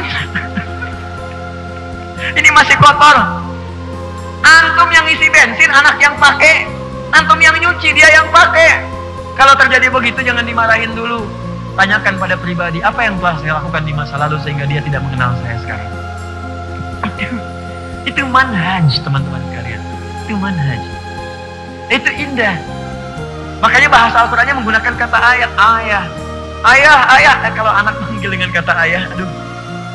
Tolong ingat Allah ya. Tolong ingat Allah. Ayah. Langsung ingat, ya Allah, udah dekat belum anak saya dengan Allah? Ingat. Saya nggak mau sambungkan dengan bahasa-bahasa lain. Ustaz, itu nggak ada kaitannya, terserah, itu terserah Anda. Saya hanya menerangkan apa yang saya pahami. Kalau itu Anda praktekkan, terjaga diri Anda. Qu anfusakum wa ahlikum nara. Jaga diri Anda dan keluarga dari neraka. Jaga betul. Pahami. Jadi kalau itu Anda paham dengan baik, setiap dipanggil ayah, bisa menetes air mata Anda. Kenapa? Bukan cuma bangga anak manggil, tapi Anda pun merasa akan dihisap saya di lewat anak ini. Akan dihisap saya. Akan dihisap. Dan mereka juga ternyata menunggu, Pak. Saya seringkali bercerita bagaimana ini anak saya saja dari kecil-kecil menunggu, Pak. Pengen bertemu bapaknya. Dan demi Allah saya katakan sampai sekarang gak pernah mereka serius saya manggil Ustaz. Tidak. Syekh, tidak ada. Mereka rindu ayahnya. Nunggu di rumah. Kadang saya pulang malam, Pak. Itu anak saya yang pertama, usia 3 tahun. Dia udah tahu bapaknya pulang malam. Dia sengaja tidur siang supaya malam bangun. Nunggu saya depan pintu, saya masuk dibuka sama dia. Buya! Manggilnya Buya, bukan Ustaz. Ustaz! Enggak. Dia pengen ayahnya. Apa setelah itu? Main bola yuk. Bayangkan, anak 3 tahun, jam 9 nunggu depan pintu. Anak 3 tahun kan paling tidur jam 8, setengah 8. Jam 9 nunggu depan pintu. Buya, main bola yuk. Ya main bola kita, Pak. Main bola. Udah selesai, apakah tuntas? Belum. Ya, kuda-kudaan, jadi kuda. Dan naik. Tapi ada kenikmatan gitu, lelah. Lihat wajah-wajah jamaah yang punya masalah misalnya. Lihat kertas-kertas pertanyaan. Hilang semua tuh. Semangat lagi. Udah dia tidur, dah. Kita mandikan, malam kita lap, sudah dia wudhu tidur. Kita doakan, kita tatap, ya Allah ke surga dengan kamu nanti. Kita berdoa lagi. Setelah itu kita buka-buka lagi, ada pertanyaan apa hari ini. Setelah itu evaluasi, saya salah apa di hari ini. Baru istighfar, baru tidur. Tapi belum tuntas. Ibunya bilang, nah, Buya itu pulang masih capek, masih berdakwah. Kalau besok mau main, jangan langsung main ya. Biar istirahat dulu. Pijitin dulu sama kakak, diajarin tuh. Besoknya nunggu depan pintu, nunggu lagi. Apa kalimat pertamanya? Buya, capek ya? Sini kakak pijitin. Tarik tangan saya. Sini ya, dorong ke kamar. Tidur. Pijitin sama dia. Belum 5 detik. Ya, main bola yuk. Tapi air mata saya keluar saat itu. Ya, itu indah gitu. kenapa ketika Anda tidak dipanggil dengan kalimat itu ayah? Boleh mungkin jadi papa, jadi papi, pipi atau yang lain, silahkan. Abi, buya, abati, silahkan. Tapi ingat, setiap panggilan itu akan dimintai pertanggungjawaban di hadapan Allah Subhanahu wa Ta'ala. Karena ayat pernikahan dibuka dengan kalimat ayah, tanda yang mendekatkan seseorang dengan Allah Subhanahu wa Ta'ala. Sekarang surah Yusuf, setelah alif lam ra, Allah menantang semuanya, tak ada yang mampu. Kata Allah, hei, berikut ini akan saya kisahkan berbagai jenis kisah, hal-hal yang sangat indah yang akan membuat kalian lebih dekat dengan Allah Subhanahu wa Ta'ala. Jadi ayat yang akan kita kaji ini, kenapa dibuka dengan kalimat ayat? Allah ingin memberi pesan kepada kita bahwa nanti di balik kisah yang akan kita baca ini, ayat yang akan kita pahami ini, semua tahapan-tahapan setiap hurufnya, kalimatnya akan membuat diri kita lebih dekat dengan Allah Subhanahu wa Ta'ala. Jadi kalau ada yang ngaji sekarang dengan saya surat Yusuf ini, nanti berikutnya kita bahas, ternyata keadaannya tidak lebih dekat dengan Allah, berarti ada yang salah dengan cara dia memahami dan mengkajinya, atau mungkin saya kurang pandai menyampaikannya, sehingga butuh ustadz lain yang harus Anda jadikan rujukan dalam kehidupan Anda. Harus membuat kita lebih dekat dengan Allah Subhanahu wa Ta'ala. Nah, kalimat ayat ini dibuka dengan kata tilka. Saya belum selesai. Awas. Tilka. Tapi di mushaf diartikan dengan ini. Coba lihat terjemah. Tilka ayatul kitabil mubin. Awas. Coba lihat di ininya. Ayat-ayat ini kan? Ya kan? Ini kan? Padahal tilka dalam bahasa Arab itu bentuk muannas dari kata dzalika. Dzalika itu untuk mudzakkar. Ayat muannas menggunakan tilka. Tilka ayat, kenapa di situ menggunakan kata tilka, bukan menggunakan kata hadhihi. Dalam bahasa Arab ini hadhihi bentuk muannasnya. Mudzakarnya hadza. Kenapa Allah tidak mengatakan misalnya hadhihi ayatul kitabil mubin? Kenapa menggunakan tilka? Kenapa Allah tidak mengatakan hadzal kitab la raiba fi hudal lil muttaqin? Kenapa berfirman dzalikal kitab? Nah, ini pakainya ilmu balaghah untuk bisa menafsirkan. Jadi di bahasa Arab itu ada 4 ilmu. 1 nahwu, 2 sharaf. Sharaf ada nanti 12 cabang ilmu lagi. Setelah itu balaghah. Balaghah ada 3 cabang ilmu lagi. Ma'ani, bayan, kemudian badi'. Setelah itu arud. Arud punya 16 cabang ilmu lagi, disebut dengan bahar.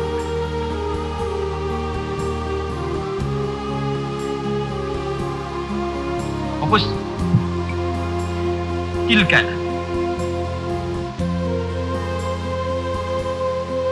Ya. Perhatikan baik-baik. Artinya itu. Hadhihi artinya ini. Disampaikan dengan tilka, tapi diterjemahkan dengan ini. Harusnya itu. Nah, ini cara memahaminya bukan dengan ilmu nahwu, tapi dengan ilmu balaghah, ilmu tingkat tingginya. Ada bayan di sini, ada badi di sini dengan penuh keindahan. Kalau ada kalimat Al-Qur'an menunjuk kepada ayat, kemudian ditunjukkan dengan kata tilka atau dzalika, yang makna asalnya sebetulnya itu. Saya mau tanya pada Bapak Ibu, itu menunjuk pada jauh atau dekat? Jauh. Dilihat nih. Ini hadzal kalam, spidol ini. Itu tilka sa'ah, jam itu jauh. Nah, kalau dalam kalimat Al-Qur'an, misal ada ayat, kata ayat atau Al-Qur'an atau Alkitab diawali dengan bentuk jauh, tilka ataupun dzalika, ini ingin menunjukkan sifat keagungan ayat itu yang jauh dari jangkauan manusia. Sifat keagungan keistimewaan ayat itu yang jauh, yang tidak bisa kemudian diikuti dan disaingi oleh manusia. Seakan-akan Allah ingin sampaikan, hei, saya tantang kalian semua kalau kalian bisa membuat seperti Al-Quran. Jangan ragukan isi Al-Quran, karena Al-Quran itu berasal dari zat yang sangat jauh dari jangkauan kalian, dari Allah Subhanahu wa Ta'ala. Isinya jauh dari apa yang bisa kalian buat. Hikmahnya jauh dari apa yang bisa kalian bayangkan. Kalau nggak percaya, silahkan buat semisal ini. Tapi jangan lupa, saya akan tunjukkan kepada kalian makna-makna yang jauh dari yang kalian bayangkan. Ketika kalian pelajari, maka kalian akan menjadi lebih dekat denganku, dengan Allah Subhanahu wa Ta'ala. Bicara menafsirkannya, tilka ayatul kitabil mubin, bahwa saya akan kisahkan, kata Allah, inilah Al-Quran, inilah firman Allah, firman yang nyata, yang tidak ada keraguan, yang terkumpul tanpa celah, yang di dalamnya ada berbagai informasi yang membuat Anda dekat dengan Allah Subhanahu wa taala. Dia bukan karya Muhammad, dia bukan buatan Muhammad SAW. Dia berasal dari zat yang sangat jauh dari apa yang kita bayangkan.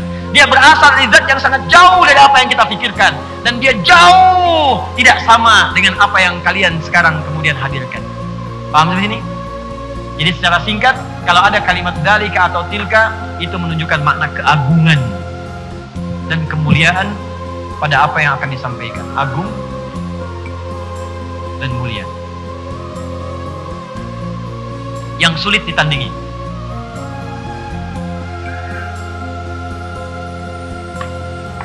Alif Lam Ra, tilka ayat. Setelah itu Al-Kitab, setelah itu Mubin. Tilka ayatul kitabil mubin. Mohon izinnya saya sempurnakan sedikit ya, sampai berhenti di akhir ayatnya. Kalau dipotong nanti nggak bagus itu ya. Baik, saya tunjukkan. Alif Lam Ra. Semua manusia, saya akan turunkan kepada kalian satu surah yang diturunkan dengan menggunakan bahasa yang kalian sering gunakan membuat syair-syair.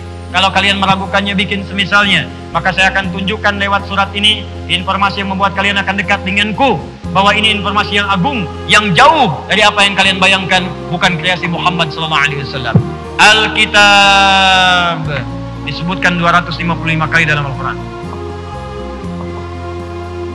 Al-Kitab, ada Al-Quran, ada Al-Kitab, ada Mushaf, itu beda. Kalau disebutkan Mushaf, itu berarti tulisannya dari firman Allah berupa Al-Quran yang terletak di antara dua jilid, isinya Al-Fatihah sampai An-Nas, gak ada yang lain. Itu Mushaf namanya. Di Mushaf itu firman Allah yang dituliskan, tulisannya dari Al-Fatihah sampai An-Nas, tidak diselingi dengan apapun, dari awal sampai akhir. Di jilid, di antara jilidnya Al-Fatihah sampai An-Nas, itu Mushaf. Kalau ada terjemahnya disebut Mushaf dan terjemah. Jadi terjemahannya bukan Mushaf. Kalau ada tafsirnya disebut tafsir. Jelas ya? Kalau cuma Arabnya saja, tulisan dari Al-Qurannya, itulah Mushaf. Awas, hati-hati. Kalau bercampur dengan yang lain, bukan Mushaf. Di gadget nih, di handphone, itu bukan Mushaf. Itu aplikasi namanya, jihaz. Jihaz. Tapi boleh kalau ingin baca dari situ, boleh. Karena yang penting itu kan bacaannya, bunyinya, pelajarannya. Tapi itu bukan Mushaf. Dan hukumnya beda. Mushaf tidak boleh dibawa ke tempat-tempat sembarangan. Gak ada orang ke toilet bawa Mushaf. Awas, hati-hati. Mushaf disimpan di tempat yang bukan sembarangan. Simpan di tempat yang tinggi. Lakukan dengan baik. Bawanya, kata Imam An-Nawawi, kalau bisa pakai wudhu. Gak berwudhu, gak apa-apa. Pakai wudhu lebih mulia. Tapi handphone tidak. Mau wudhu, mau tidak, handphone. Kadang-kadang lupa, lempar. Simpan kan? Mushaf, baca tiap waktu. Handphone, gak ada baterai, gak bisa dicas. Ya kan? Baterainya hilang, casan gak ada, gak muncul kemudian aplikasinya. Handphone ke toilet bisa dibawa, aplikasi Mushaf gak dibuka, tetap aja begitu. Jelas ya? Di hukumnya bisa berbeda. Jadi kalau Mushaf adalah ayat Al-Quran yang dituliskan dalam bentuk tulisan, terletak di antara dua jilid, isinya Al-Fatihah sampai An-Nas. Ada terjemahan disebut Mushaf dan Tarjamah, disingkat Mushaf Terjemah. Ada keterangan disebut dengan tafsir, makanya sering disebut dengan tafsir Al-Quran. Jelas? Kalau Al-Quran itu bunyinya, bacaannya, dari kata Al-Qur'u, bunyi yang terdengar. Nah, itu Al-Qur'an. Kalau sengaja diperdengarkan disebut qiraah. Bismillahirrahmanirrahim. Qiraah. Sekali. Kalau terus diulang-ulang tanpa bosan, terus diulang tanpa bosan, disebut dengan Quran. Kalau dia diulang tapi nggak sama dengan yang lain, baca ini diulang. Ya, masuk mau upacara Senin, baca Pancasila diulang. Undang-undang dasar diulang. Atau misalnya yang hobi baca bacaan novel macam-macam diulang. Tapi nggak sama dengan Al-Quran, karena Al-Quran itu walaupun diulang nggak pernah bosan. Nggak sama, spesial. Untuk menunjukkan sifat spesial, tambahkan alif lam di depannya. Alif lam. Menjadi Al-Quran, firman Allah yang sifatnya khusus, tidak sama dengan bacaan lain, walaupun diulang-ulang tidak akan pernah ada yang bosan kemudian membacakannya. Saya mau tanya pada Anda, baca Al-Fatihah itu dalam sehari berapa kali? 11 atau 12? Ibu yang 11 angkat tangan.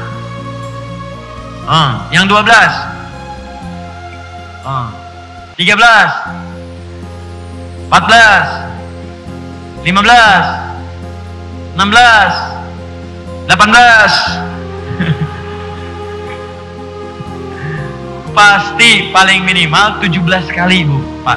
Pasti itu. Al-Fatihah itu dalam sehari paling minimal 17 kali. Rumusnya 24-4-3-4. 24-4-3-4. Itu pasti 17 kali. Jadi kalau baca 16, berarti kurang salat subuhnya cuma 1 rakaat. Kalau 18, terlampau soleh. Pasti 17, kecuali ditambah dengan salat sunnah. Nawafil. 24-4-3-4. 2 subuh, 4 zuhur, 4 asar, 3 maghrib, 4 isya. 17 kali sehari. Pernah enggak ada yang merasa bosan baca itu? Enggak ada. Pernah enggak ada yang merasa pusing baca Al-Fatihah? Never. Tidak ada. Dan yang paling dahsyat, dibacanya tiap hari. Coba bayangkan ya, ada yang lahir dari lahir udah muslim nih. Sampai sekarang muslim, usia misalnya 60 tahun. Dia mulai balik kalau dia laki-laki misal 13 tahun. Dari 13 tahun sampai 60 tahun, udah berapa tahun tuh? Cepat, 57 tahun. 57 tahun, tiap hari baca Al-Fatihah 17 kali. Setahun kan 365 hari. Berarti 17 kali 365 dikalikan 57. Pertanyaan saya, pernah nggak sakit kepala? Pernah nggak pusing? Pernah nggak berobat ke klinik? Pernah nggak ke rumah sakit? Ada yang terkena stroke karena kebanyakan baca Al-Fatihah? Nggak ada. Tuh, nggak ada. Jadi kalau bukan firman Allah, mustahil Bapak dan Ibu. Mustahil. Coba baca karya manusia. Silahkan taruh misalnya majalah sehebat apapun, novel sebagus apapun, baca 17 kali sehari. Besoknya dirawat di rumah sakit. Silahkan kalau percaya. Baca 17 kali sehari. Jadi karya manusia tuh begitu. Kalau bukan firman Allah, ini mustahil begini. Coba tunjukkan pada saya dengan cara apa lagi membuktikan Islam itu benar. Jadi kalau ada yang keluar dari Islam, keterlaluan. Mau nyari apa lagi? Orang mencari-cari. Silakan bandingkan dengan apapun karya manusia atau kitab yang dianggap misalnya sebagai kitab suci. Bandingkan, baca 17 kali sehari. Silakan baca. Kalau nggak percaya, silakan lakukan. Demi Allah saya katakan, baca pasti akan ada perbedaan. 17 kali sehari, 17 kali sehari. Cuman Al-Quran yang dibaca seperti itu. Kalau bukan firman Allah, mustahil. Itulah Al-Quran. Dan saya sering katakan, maaf ya, maaf sekali lagi. Kalau Al-Quran itu firman Allah, musuh yang terbesar itu setan. Makanya ketika semua orang mendekat kepada Allah, setannya bergerak. Cuman Al-Quran yang ketika kita baca, setannya ikut mengganggu. Cuman Al-Quran. Kalau nggak percaya silakan. Memang nggak bosan, cuman cepet ngantuk.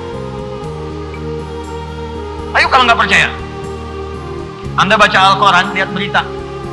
Neymar nih mau ke Barcelona, harganya 1,5 triliun. Dibarter dengan Coutinho. Lihat, cek lagi. Lampard manajer Chelsea kemarin kalah ke 1-0, walaupun sebelumnya menang 4-0. Baca lagi itu bisa bertahan 1 jam. Baca bola aja begitu. Federer kemarin kalah sama Djokovic. Ya, 6-5 skornya. Bagian terakhir sampai tiebreak 4 kali. Hafal saya. Walaupun dia sudah mengalahkan Nadal sebelumnya. Hafal. Nonton enggak, baca aja. Bertahan 1 jam. Tapi Al-Quran tidak. Baru 10 menit. Wudu lagi, fokus. Dibaca lewat sholat, ngantuk juga. Silakan cek. Subuh, berapa banyak, walaupun cuma 2 rakaat, tetap ngantuk. Dan dahsyatnya dalam sholat itu setannya langsung menggoda. Gak percaya silakan, di Abu Daud itu kan disebutkan nomor hadis 857. Ya, begitu Anda bertakbir, wa idza kabbara bima ma'na, ketika seorang sholat mulai bertakbir, maka setan mulai berkata, udkur kada, ingat ini, ingat itu. Maka Anda akan mulai mengingat apapun yang tidak ingin Anda ingat. Nanti asar loh, buktikan. Asar. Oh, Anda sudah siap begini. Bismillahirrahmanirrahim. Fokus tuh. Allahu Akbar. Kunci mobil di mana? Hari ini WA belum dibalas, besok arisan belum udah, macam-macam. Sampai yang saya sampai pun sekarang ada lagi. Nanti pas asar ada tuh di benak, di kepala Anda nanti ada. Pas asar. Ingat ya, kata Ustadz Adi, nanti begitu kamu takbir akan ada setan menggoda, membisikkan, membuat apa yang tidak ingat menjadi ingat. Itu setan. Pada waktu itu. Sampai selesai. Makanya bahkan ada orang yang sholat tidak sadar berapa rakaat sedang menunaikan sholatnya. Kalau bukan Al-Quran, setannya nggak akan menggoda. Silakan cek. Apa ada orang main musik digoda setan? Nggak ada. Lenggel, biarin aja setannya digoda. Cuma ditiup doang, bagus, terusin. Tapi baca Quran tidak. Ngantuk, jatuh, ngantuk. Itu tandanya Qurannya benar. Itu tandanya firman Allah. Kalau bukan firman, mustahil begitu. Mustahil. Nah, itulah Al-Quran. Kalau Anda ingin lihat Qurannya secara sempurna, bacaannya sempurna, tersusun rapi, tidak ada celaknya, setiap ada salah harokat ketahuan, setiap ada huruf yang dibuang ketahuan, setiap dipalsukan ketahuan, maka sesuatu yang sempurna, tersusun rapi, terbebas dari celah, nggak ada aibnya, itu disebut dengan kitab namanya. Kitabun. Karena itu, kenapa buku bahasa Arab disebut dengan kitab? Karena buku itu adalah tulisan yang sempurna dari awal sampai akhirnya. Kalaupun ada yang salah harus dikoreksi. Dan Al-Quran kenapa disebut dengan kitab? Tidak ada celah di dalamnya dan sempurna. Setiap ada yang mencoba merubahnya akan langsung diluruskan oleh Allah Subhanahu wa taala. Bahkan turun jaminannya di Quran surah 15 ayat ke-9. Inna nahnu nazzalna dzikra wa inna lahu lahafizun. Kami turunkan Al-Quran sebagai zikir untuk mengingatku, kata Allah, dan kami yang jamin untuk menjaga Al-Quran sampai dengan kalian kembali kepada Allah Subhanahu wa taala tetap terjamin sempurna. Mubin, nyata, kelihatan, dibuktikan oleh Allah.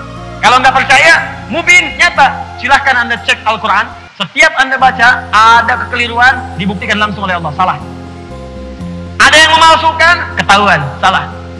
Ada yang bikin tandingan, ketahuan, salah. Mubin, nyata kebenarannya.